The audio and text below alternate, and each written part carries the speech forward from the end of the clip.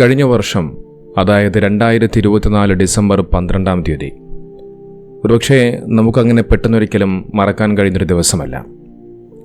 കേരളക്കരയെ വല്ലാതെ സങ്കടപ്പെടുത്തിയ ഒരു ദുരന്തം നടന്ന ദിവസമായിരുന്നു അന്ന്.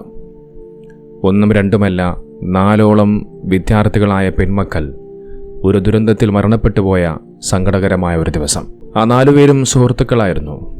അവർ ചേർന്നുകൊണ്ട് നിൽക്കുന്ന ചിത്രം, പുഞ്ചിരിച്ചുകൊണ്ട് നിൽക്കുന്ന ആ ഒരു ചിത്രം ഒരുപക്ഷെ നമ്മുടെ മനസ്സിനൊന്നും അങ്ങനെ പെട്ടെന്നൊരിക്കലും മറന്നുപോകില്ല. ഉറ്റ സുഹൃത്തുക്കളായ ആ പ്രിയപ്പെട്ടവർ മരണപ്പെട്ടു പോയിട്ട് ഇന്നേക്കൊരാണ്ട് തികയുകയാണ്. ആ 4 പെൺമക്കളുടെയും വിയോഗത്തിന് ശേഷം നമ്മൾ കണ്ട കാഴ്ചകൾ ഏറെ വ്യഥിപ്പിക്കുന്ന കാഴ്ചകളായിരുന്നു. ആ 4 പേർക്കും ഒരുമിച്ചൊരുക്കിയ 4 കബറുകൾ, അതോടൊപ്പം മരണപ്പെട്ട് കിടക്കുന്ന തങ്ങളുടെ പ്രിയപ്പെട്ട ആ പെൺമക്കളുടെ അരികിൽ നിന്നുകൊണ്ട് പൊട്ടിക്കരഞ്ഞ് വേദനപ്പെട്ട് പ്രയാസപ്പെടുന്ന മാതാപിതാക്കളുടെ ദൃശ്യങ്ങൾ നമ്മെ എല്ലാവരെയും വല്ലാതെ വേദനിപ്പിച്ച കാഴ്ചകളായിരുന്നു. അതിലോരോ പെൺമക്കൾക്കും ഒരുപാട് വേദനകളുടെ കഥകളും പറയാനുണ്ടായിരുന്നു. അതിലൊരു പൊന്നുമോൾക്ക് സ്വന്തമായ ഒരു വീട് പോലും ഇല്ലാത്ത ഒരവസ്ഥയുണ്ടായിരുന്നു. 2024 ഡിസംബർ 12 ഉച്ചതിരിഞ്ഞാണ് പനയംപാടം ജംഗ്ഷനിൽ വെച്ചുകൊണ്ട് 4 8ാം ക്ലാസ് വിദ്യാർത്ഥിനികളുടെ ജീവൻ പൊലിഞ്ഞ ദാരുണമായ അപകട വാർത്ത നാം എല്ലാവരും കേട്ടത്. കരുമ്പ ഗവൺമെൻറ് ഹൈസ്കൂളിലെ 8ാം തരം വിദ്യാർത്ഥികളായ നിദ ഫാത്തിമ, രദ ഫാത്തിമ, ഇർഫാന ഷെറിൻ, ആയിഷ എന്നിവരാണ് നിയന്ത്രണം വിട്ട കണ്ടെയ്നർ ലോറി ദേഹത്തേക്ക് മറിഞ്ഞുകൊണ്ട് മരണപ്പെട്ടു പോയത്. പരീക്ഷയെല്ലാം കഴിഞ്ഞ് അതിൽ ഈ 4 പെൺകുട്ടികളും റോഡിൻ്റെ ഒരു വശത്തുകൂടി നടന്നു പോകുന്ന സമയത്ത് നിയന്ത്രണം വിട്ട ഒരു ലോറി ഈ പെൺമക്കളുടെ ദേഹത്തേക്ക് മറിഞ്ഞു വീഴുകയാണ്. സ്ഥിരമായ അപകടമുണ്ടാകുന്നൊരു മേഖലയായിരുന്നു. അത്തരത്തിൽ ആ ഒരു മേഖലയിൽ അപകടങ്ങൾ ഉണ്ടാകാതിരിക്കാനുള്ള സംവിധാനങ്ങളൊന്നും അവിടെയുള്ള ജനപ്രതിനിധികളും മറ്റുമൊന്നും തന്നെ എടുത്തിരുന്നില്ല. എന്നാൽ ഇപ്പോൾ ആ ഒരു ദുരന്തം നടന്നതിന് ശേഷം ആ റോഡുകളും മറ്റുമൊക്കെ വീതി കൂട്ടി എന്നുള്ളതാണ് അറിയാൻ സാധിക്കുന്നത്. അല്ലെങ്കിലും അതങ്ങനെ തന്നെയാണ്.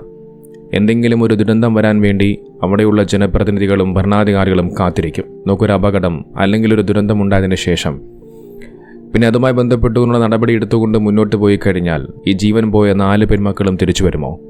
ഒരിക്കലുമില്ല.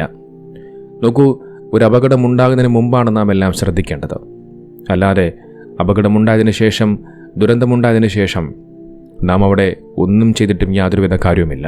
നമുക്കറിയാം, കേരളത്തിൽ അങ്ങോളം ഇങ്ങോളം നിരന്തരമായി കൊണ്ട് നാം എല്ലാവരും കേൾക്കുന്ന വാർത്തകളാണ് ഇത്തരത്തിലുള്ള അപകടമരണ വാർത്തകൾ. എന്നാൽ ഇത്തരത്തിൽ അപകടമരണ വാർത്തകൾ നിരന്തരമായി കേൾക്കുമ്പോഴും അതിനെല്ലാം നിസ്സാരമായി കണ്ടുകൊണ്ട് കർശനമായ നിയമ സംവിധാനങ്ങൾ ഉണ്ടാക്കാതെ കർശനമായ നടപടികളെടുക്കാൻ പലപ്പോഴും ഭരണാധികാരികൾ രംഗത്ത് വരുന്നില്ല എന്നുള്ളതാണ്. നോക്കൂ, ഓരോ ജീവനുകളും വിലപ്പെട്ടതാണ്.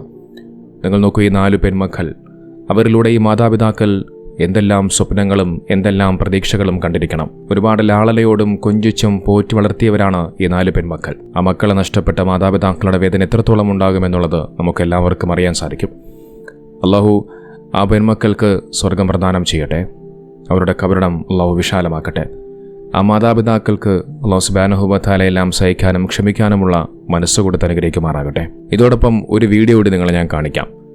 ജസ്ന സലീം എന്ന് പറയുന്ന ഒരു സ്ത്രീയുടെ വീഡിയോ ആണ്. ഒരുപക്ഷെ നിങ്ങൾക്ക് എല്ലാവർക്കും അറിയുമായിരിക്കും ഈ സ്ത്രീയെക്കുറിച്ച്. കണ്ണനെ വരയ്ക്കുന്ന മുസ്ലിം സ്ത്രീ എന്ന പേരിൽ സോഷ്യൽ മീഡിയയിലെങ്കും വലിയ ചർച്ച ചെയ്യപ്പെട്ട സ്ത്രീയാണ്. ഈ സ്ത്രീ പിന്നീട് ഇസ്ലാം മതത്തിൽ നിന്ന് മാറുകയും താൻ ഇപ്പോൾ ഒരു മതത്തിലുമില്ല എന്നുള്ള തരത്തിലൊക്കെ ജീവിച്ചു പോകുന്നുണ്ട്. എന്നിരുന്നാലും ഈ സ്ത്രീ ഇസ്ലാമിനെയും ഉസ്താദുമാരെയും ഒക്കെ ഇടയ്ക്കിടെ ഇങ്ങനെ ഓരോന്ന് പറഞ്ഞുകൊണ്ട് ഓരോ കാര്യങ്ങൾ പറഞ്ഞു വെച്ച് പരിഹസിക്കാറുണ്ട്, കളിയാക്കാറുണ്ട്. അത്തരത്തിൽ ഈ സ്ത്രീ കഴിഞ്ഞ ദിവസം ഒരു ചോദ്യവുമായി രംഗത്ത് വന്നു. താൻ എന്തോ വലിയ റിസർച്ച് ചെയ്ത് കണ്ടുപിടിച്ച ഒരു ചോദ്യം പോലെ ഉസ്താദുമാരെയൊക്കെ വെല്ലുവിളിച്ചുകൊണ്ട് നിങ്ങൾക്കിതിന് ഉത്തരമുണ്ടോ എന്നുള്ള തരത്തിലൊക്കെയാണ് ഈ സ്ത്രീ ഈ ചോദ്യങ്ങളൊക്കെ ചോദിക്കുന്നത്. ഏതായാലും ആ സ്ത്രീയുടെ ചോദ്യം നമുക്കൊന്ന് കേൾക്കാം. നീ മീൻ കഴിക്കുമോ? ഞാൻ മീൻ കഴിക്കും. മീൻ എങ്ങനെയാടാ ഹലാലാവുക? അതാ മീൻ ഹലാലല്ലാതെ ചത്ത വസ്തുവിനെ കഴിക്കാൻ പാടില്ലാന്നില്ലേ? ചത്ത വസ്തുവിനെ കഴിക്കാൻ പാടില്ലെന്ന് പറഞ്ഞാൽ മീൻ, അതിന്റെ എനിക്ക് എന്താ ഇസ്ലാമിക കൃത്യമായിട്ടുള്ള കാഴ്ചപ്പാട് എനിക്ക് കൃത്യമായിട്ട് അറിയത്തില്ല. എങ്കിൽ പോലും മീൻ എന്ന് പറയുന്നത് ഇസ്ലാം പറഞ്ഞിരിക്കുന്നുണ്ട് ചത്തതിനെ കഴിക്കാൻ പാടില്ല. മീൻ സ്വയം തലതല്ലി ചാവുന്നത് നിങ്ങളൊക്കെ കാണുന്നുണ്ടല്ലോ. മീൻ എടുത്ത് പുറത്തെടുത്ത സമയത്ത് അത് ചാവല്ലേ ചെയ്യുന്നത്? അതിനല്ലേ നിങ്ങളൊക്കെ എടുത്ത് വെട്ടി വീഴുന്നത്? അതുകൊണ്ട് പറയട്ടെ, ഇസ്ലാമിൽ വ്യക്തമായിട്ട് പറയുന്നുണ്ട് ചത്ത സാധനത്തിനെ കഴിക്കാൻ പാടില്ല എന്നുള്ളത്. പിന്നെ ഈ മൊയ്യന്മാരൊക്കെ എന്തുകൊണ്ട് മീനിനെ കഴിക്കുന്നത്? സ്വാഭാവികമായിട്ട് എനിക്ക് തോന്നുന്നു ഈ പിടിച്ചു കഴിഞ്ഞാണല്ലോ അത് പിടിച്ചോ കഴിഞ്ഞോ എന്നല്ല, അല്ലെ അവരത് അതിൻ്റെതായിട്ടുള്ള രീതിയിൽ കോയിനെയും പോത്തിനെയും അത് അവർ അതിൻ്റെതായിട്ടുള്ള. പക്ഷെ അതിന്റെ ഒരു കാര്യമുണ്ട്, ഈ രക്തവുമായിട്ട് ബന്ധപ്പെട്ട എന്തോ ഒരു ഇതുണ്ട്. അതായത് നമ്മൾ ഈ അടിച്ച് കൊല്ലുന്നതും തലക്കടിച്ച് കൊന്നു കഴിയുമ്പോൾ ഉള്ള രക്തം അതുമായിട്ട് എന്തോ ഒരു ബന്ധമുണ്ട്. ഞാൻ പഠിച്ചിട്ടുണ്ട്. അല്ല, അതിനെ പറഞ്ഞ മീനിന് അങ്ങനത്തെ ഒരു പ്രശ്നം വരുന്നില്ല എന്നുള്ള എന്തോ അങ്ങനെ എന്തോ സംവിധാനം ഉണ്ട്. അതിനെ കുറിച്ച് എനിക്ക് കൃത്യമായിട്ട് പഠനം അറിയത്തില്ല. മീനിന് നീ യഥാർത്ഥത്തിൽ കണ്ടിട്ടുണ്ട്, നിനക്ക് തന്നെ മനസ്സിലാവും. അത് ആ വെള്ളത്തിൽ നിന്ന് കരയിലേക്ക് വരുമ്പോൾ അത് തല്ലി തന്നെയാണ് ചാവുന്നത്. അതിന്റെ വാലും തലയും ഒരുപാട് അങ്ങോട്ടും ഇങ്ങോട്ടും അടിച്ചിട്ടാണ് അത് മരിക്കുന്നത്. അപ്പം ഈ ചത്തുപോകല്ലേ ചെയ്യുന്നത്? ഈ പറയുന്ന മൂല്യന്മാർ എന്തിനാണ് അങ്ങനെ കഴിക്കുന്നത്? ഈ ഒരു ചോദ്യം കുറെ കാലം എന്നെ അലട്ടിക്കൊണ്ടിരിക്കുന്നത്. കാരണം എന്നെ ഒരുപാട് ഉസ്താദുമാരെടുത്തിട്ട് അലക്കാറുണ്ട്. ഇവള് കൃഷ്ണനെ വരയ്ക്കുന്നതെന്ന് പറഞ്ഞിട്ട്. ഈ അലക്കുന്ന ഉസ്താദുമാർക്ക് യൂട്യൂബ് ചാനൽ പറ്റും, അന്യ സ്ത്രീകളെ കാണാൻ പറ്റും, അവർക്ക് മറുപടി കൊടുക്കാൻ പറ്റും. അങ്ങനത്തെ ഉസ്താദുമാരെ ഞാൻ വെല്ലുവിളിക്കുക. ഇതിനുള്ള മറുപടി അവർ തരട്ടെ. നോക്കൂ, ജസ്ന സലീം എന്തോ വലിയ ഉസ്താദുമാരെ പൂട്ടാൻ വേണ്ടി എന്തോ വലിയ കണ്ടുപിടുത്തം നടത്തിയതുപോലെയാണ് ഈ ചോദ്യങ്ങളൊക്കെ ചോദിച്ചു വെക്കുന്നത്. നോക്കൂ, ഈ ഒരു ചോദ്യം മദ്രസയിൽ പോകുന്ന ഏത് കൊച്ചുകുട്ടിയോട് ചോദിച്ചാലും വളരെയധികം സിമ്പിളായി മറുപടി പറഞ്ഞു തരും. നമുക്കറിയാം, ഇസ്ലാമിക നിയമപ്രകാരം ചത്ത ജീവികളെ ഭക്ഷിക്കൽ നിഷിദ്ധമാണ്, ഹറാമാണ്, ചെയ്യാൻ പാടില്ല. എന്നാൽ ആ കൂട്ടത്തിൽ മത്സ്യങ്ങളെ ഒഴിവാക്കിയിട്ടുണ്ട്. നോക്കൂ, ഇതുമായി ബന്ധപ്പെട്ടുകൊണ്ടുള്ള ഹദീസുകളും മറ്റു വിവരങ്ങളും ഞാനൊന്ന് പറയാം. നോക്കൂ, മത്സ്യത്തെ ഒഴിവാക്കിയതിനുള്ള പ്രധാനമായിട്ടുള്ള കാരണങ്ങൾ രണ്ടാണ്. ഒന്നാമത്തേത് വിശുദ്ധ ഖുർആനും ഹദീസും ഇക്കാര്യത്തിൽ ഇളവ് നൽകുന്നുണ്ട് എന്നുള്ളതാണ്. ഇസ്ലാമിലെ പൊതുനിയമം അനുസരിച്ച് അള്ളാഹുവിൻ്റെ നാമത്തിൽ അറുക്കാത്തതോ സ്വയം ചത്തതോ ആയ മൃഗങ്ങൾ നിഷിദ്ധമാണ്. എന്നാൽ മത്സ്യത്തിൻ്റെയും വെട്ടുകിളിയുടെയും കാര്യത്തിൽ പ്രവാചകർ മുഹമ്മദ് നബി സല്ലല്ലാഹു അലൈഹി വസല്ലമ തങ്ങൾ പ്രത്യേക ഇളവ് നൽകിയിട്ടുണ്ട്. ഒരു ഹദീസിൽ പ്രവാചകർ നബി സല്ലല്ലാഹു അലൈഹി വസല്ലമ തങ്ങൾ ഇപ്രകാരം പറഞ്ഞു: നമുക്ക് 2 തരം ചത്തവയും 2 തരം രക്തവും അനുവദിക്കപ്പെട്ടിരിക്കുന്നു. 2 തരം ചത്തവ എന്നത് മത്സ്യവും വെട്ടുകിളിയുമാണ്. കൂടാതെ സമുദ്ര വിഭവങ്ങളെക്കുറിച്ച് വിശുദ്ധ ഖുർആനിൽ സൂറത്ത് അൽ മാഇദയിൽ ഇപ്രകാരം പറയുന്നുണ്ട്: സമുദ്രത്തിലെ വേട്ടയും അതിലെ ഭക്ഷണവും നിങ്ങൾക്ക് അനുവദിക്കപ്പെട്ടിരിക്കുന്നു. കടലിലെ വെള്ളം ശുദ്ധിയുള്ളതും അതിലെ മത്സ്യങ്ങൾ ഭക്ഷിക്കാൻ അനുവദിക്കപ്പെട്ടതുമാണ് എന്നുള്ളത് മറ്റൊരു ഹദീസിലും കാണുവാൻ സാധിക്കും. രണ്ടാമത്തേത് രക്തത്തിൻ്റെ പ്രത്യേകതയാണ്. ഇസ്ലാമിൽ മൃഗങ്ങളെ അറുക്കണമെന്ന് നിർബന്ധമാക്കുന്നതിൻ്റെ പ്രധാന കാരണമെന്ന് പറയുന്നത് അവയുടെ ശരീരത്തിലെ അശുദ്ധമായ രക്തം പൂർണ്ണമായും ഒഴുക്കിക്കളയുക എന്നുള്ളതാണ്. രക്തം കെട്ടിക്കിടക്കുന്നത് മാംസം പെട്ടെന്ന് ചീത്തയാകാനും രോഗാണുക്കൾ വളരാനും കാരണമായി മാറും. എന്നാൽ മത്സ്യത്തിന് കരയിലെ മൃഗങ്ങളെപ്പോലെ കെട്ടിക്കിടന്ന് അശുദ്ധമാകുന്ന തരം രക്തമില്ല. അതൊരു നോൺ ഫ്ലോയിങ് ബ്ലഡാണ്.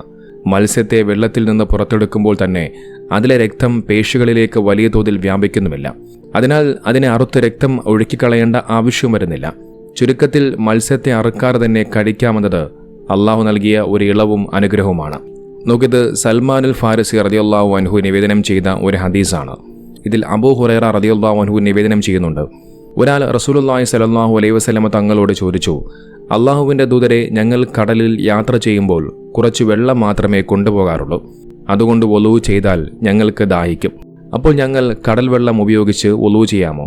അപ്പോൾ അള്ളാഹുവിൻ്റെ റസൂൽ കരീം സ്വല്ലല്ലാഹു അലൈഹി വസല്ലമ തങ്ങൾ പറഞ്ഞു: അതായത് കടൽ ശുദ്ധിയുള്ളതാണ്, അതിൻ്റെ വെള്ളം ശുദ്ധീകരിക്കുന്നതാണ്, അതിലെ ചത്തവ ഹലാലുമാണ്.